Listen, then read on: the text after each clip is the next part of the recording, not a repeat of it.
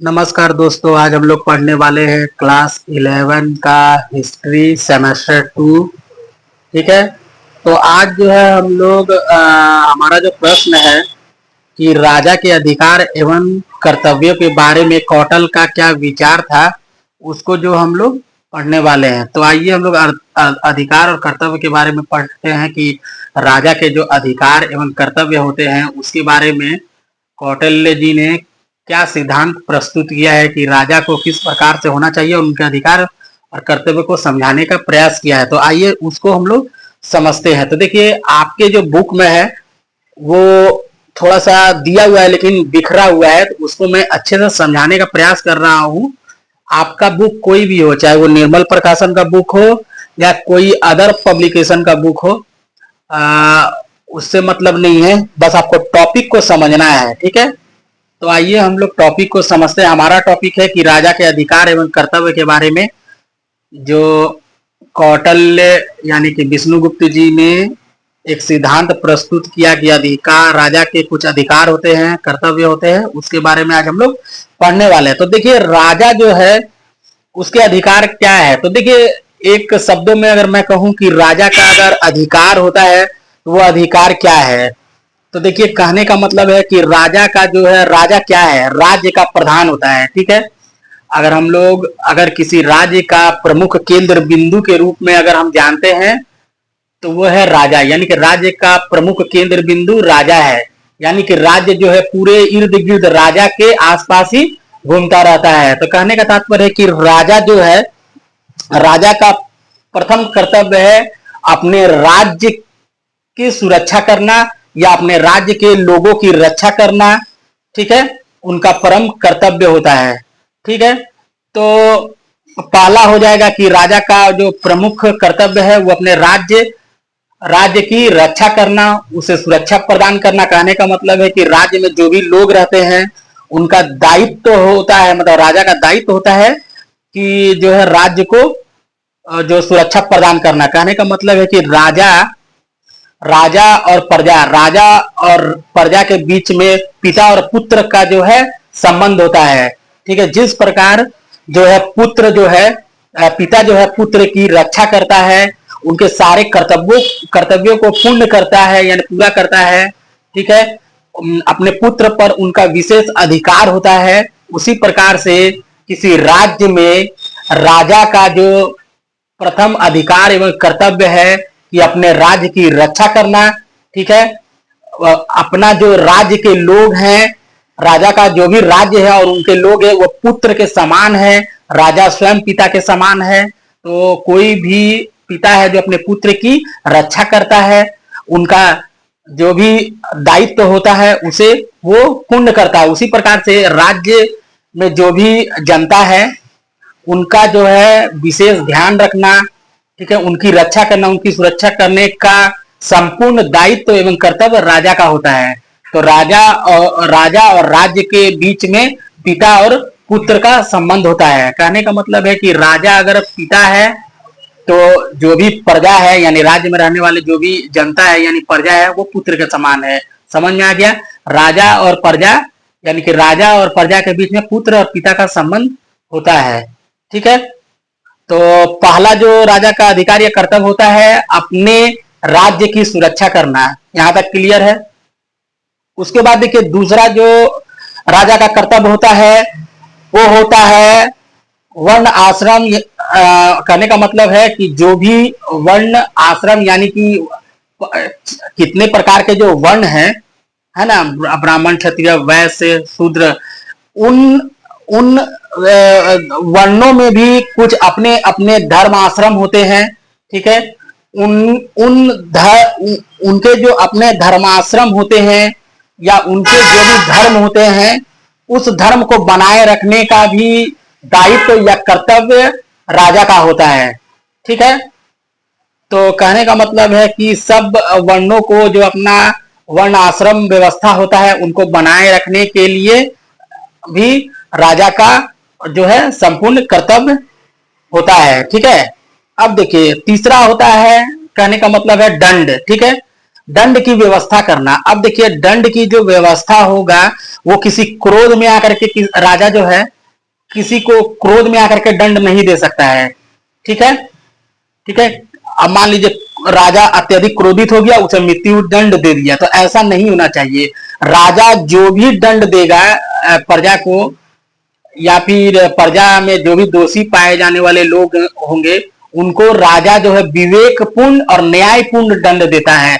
ये ऐसा नहीं कि राजा अगर मान लीजिए क्रोधित हो गया, ठीक है, तो इस अवस्था में जो है राजा किसी को कठोर दंड नहीं दे सकता है, बल्कि राजा जो है अपने सह विवेक से और न्यायपूर्ण दंड देता है। यानी कि राजा का जो अधिकार या कर्तव्य है दंड की व्यवस्था करना। ठीक है, जरूरी है। अगर दंड नहीं देंगे तो लोग जो मन में आएगा वही करना प्रारंभ कर देंगे। ठीक है, तो समझ में आ गया। उसके बाद देखिए आय व्यय की जानकारी रखना भी राजा का परम कर्तव्य अधिकार है। ठीक है, अब क्या है, मान लीजिए राज्य में क्या आय हो रहा है, कितना पैसा आमदनी हो रहा है, कितना पैसा खर्च हो रहा है, इसकी जानकारी रखना भी राजा का प्रमुख कर्तव्य है। ठीक है, और अधिकार भी है। उसके बाद देखिए चौथा नंबर हमारा हो जाएगा नियुक्ति संबंधी कार्य करना। नियुक्ति संबंधी कार्य करने का मतलब है सैन्य विभाग में जो भी नियुक्ति हो रहा है उसके बारे में जानकारी रखना भी राजा का प्रमुख कर्तव्य है। फिर राज्य में अगर मान लीजिए किसी भी प्रकार का कोई मंत्रिमंडल का गठन हो रहा है या फिर उसमें किसी अधिकारी का चुनाव हो रहा है, इसके बारे में जानकारी रखना, अपना मत प्रस्तुत करना भी राजा का प्रमुख कर्तव्य एवं अधिकार के क्षेत्र में आता है।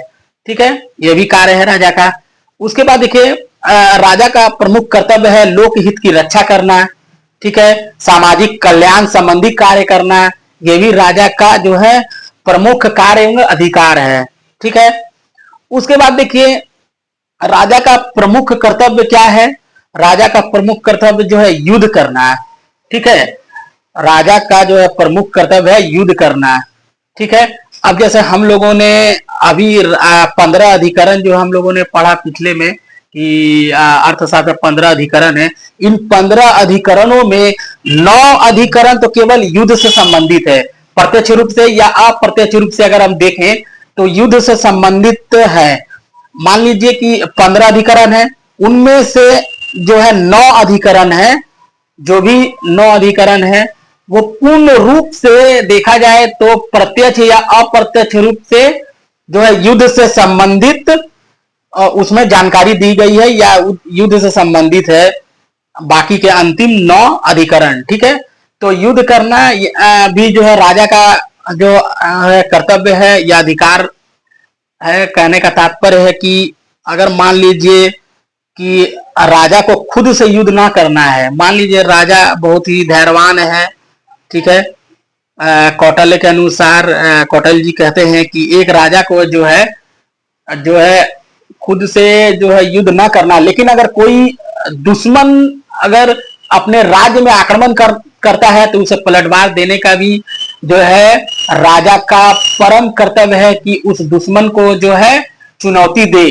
ठीक है, कहने का मतलब है और अपने राज्य की रक्षा करने का कर्तव्य निभाना जरूरी है। तो कहने का मतलब है कि युद्ध करना भी जो है राजा का परम अधिकार में कर्तव्य है। ठीक है, ताकि अपने राज्य में जो है रक्षा कर सके, राज्य को सुरक्षा प्रदान कर सकते, अपने जनता की रक्षा करने का भी कार्य एवं जो कर्तव्य है उसको पूर्ण करने का पूर्ण अधिकार राजा के पास में है, ताकि युद्ध के माध्यम से है राज्य को सुरक्षा प्रदान कर सके और बाहरी आक्रमण से जो है बचाए।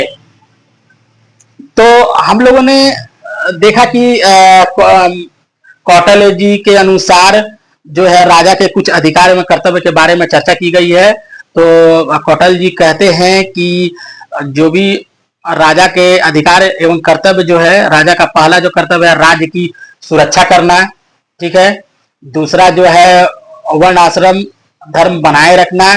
ठीक है, राजा का तीसरा जो कर्तव्य है दंड व्यवस्था करना, दंड की व्यवस्था करना राजा का जो है कर्तव्य है, अधिकार है। कौटिल्य जी के अनुसार कि एक राजा का क्या क्या कर्तव्य होना चाहिए, ये कौटिल्य जी बतलाते हैं। ठीक है, फिर जो है आय व्यय की जानकारी रखना भी राजा का पूर्ण कर्तव्य एवं अधिकार है। ठीक है, उसके बाद है नियुक्ति संबंधी कार्य करना भी राजा का अधिकार एवं कर्तव्य है। ठीक है, उसके बाद देखिए लोक हित की रक्षा करना, कहने का मतलब है लोक हित और सामाजिक कल्याण संबंधी कार्य भी करना राजा का पूर्ण कर्तव्य एवं अधिकार है। उसके बाद युद्ध करना भी राज्य का पूर्ण अधिकार एवं कर्तव्य है। ठीक है, तो इस प्रकार से है जो राज्य के अधिकार, राजा के अधिकार एवं कर्तव्य की चर्चा या वर्णन। कहने का मतलब है कि कौटिल्य जी का कहना है कि एक राजा का क्या अधिकार एवं कर्तव्य होना चाहिए, उसके बारे में संपूर्ण जानकारी जो है मैंने आपको अच्छे से बतला दिया है। और आप जो एग्जाम में अगर इस तरह से प्रश्न पूछा जाए कि एक राजा के अधिकार में कर्तव्य की चर्चा कीजिए, जो कौटिल्य जी ने अपने शब्दों के अनुसार बतलाने का प्रयास किया है। ठीक है, यानी कि कौटिल्य जी के अनुसार राजा का क्या अधिकार में कर्तव्य है, इस पर एक टिप्पणी लिखिए, तो आप लिख दीजिएगा। तो ठीक है, तो क्या क्या कौटिल्य जी ने बताया कि राजा का क्या अधिकार में कर्तव्य है। मान लीजिए प्रश्न पूछा कि कौटिल्य जी के अनुसार राजा के अधिकार में कर्तव्यों की चर्चा कीजिए, ये वर्णन कीजिए, टिप्पणी लिखिए, तो क्या लिखिएगा। राजा पहले लिखिएगा कि राजा का जो राज्य का जो केंद्र बिंदु है वो राजा है। ठीक है, यानी कि राज्य का प्रमुख कौन होता है, राजा होता है। ठीक है, राजा का जो प्रमुख कर्तव्य या अधिकार है वो राज्य की सुरक्षा करना, राज्य की रक्षा करना। ठीक है, राजा का जो दूसरा कर्तव्य या अधिकार है वो वर्ण श्रम या वर्ण आश्रम धर्म बनाए रखना। ठीक है, उसका तीसरा जो होगा राजा का कर्तव्य या अधिकार वो दंड की व्यवस्था करना। चौथा आय व्यय की जानकारी रखना। पांचवा नियुक्ति संबंधी कार्य करना। ठीक है, पांचवा लोकहित और सामाजिक कल्याण संबंधी कार्य करना। छठा युद्ध करना। ठीक है, और युद्ध की जो भी जानकारी है वो देखिएगा कि 15 अधिकरण जो हम लोगों ने पिछले क्लास में पढ़ा है, 15 अधिकरण, उनमें से जो है 9 अधिकरण में जो है सीधे सीधे अगर यूं कहे कि डायरेक्ट या इनडायरेक्ट या प्रत्यक्ष या अप्रत्यक्ष रूप से युद्ध की चर्चा की गई है। ठीक है, 9 अधिकरण में, 15 अधिकरण में से 9 अधिकरणों में प्रत्यक्ष या अप्रत्यक्ष रूप से युद्ध की चर्चा की गई है। ठीक है, तो दोस्तों आशा करते हैं कि यह वीडियो आपको समझ में आया है। अगर यह वीडियो समझ में आपको आया है तो आप वीडियो को लाइक कीजिएगा, सब्सक्राइब कीजिएगा।